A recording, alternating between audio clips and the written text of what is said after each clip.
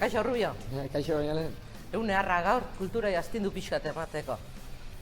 Nik uste, Lazkao kulturalki oso aberatsa dela, talde eta eragile pila bat daude, eta behaiekin gehiago daukeula kontau beharra. Behaiekin gehiago, programa zehatzak eskatu, non, noiz, zeinentzat, ze jendentzat, behaiekin aurrekontuk adostu, gehiago kontau beharra daukeu behaiekin. Zu, eukiko zuburun zerbait? Bai, begira ez horma hau. Egin daiteke proiektu polit bat, Lazkaoko talde ezberdinen artean, eta zergatik ez, Lazkaoko horma batean marraztu.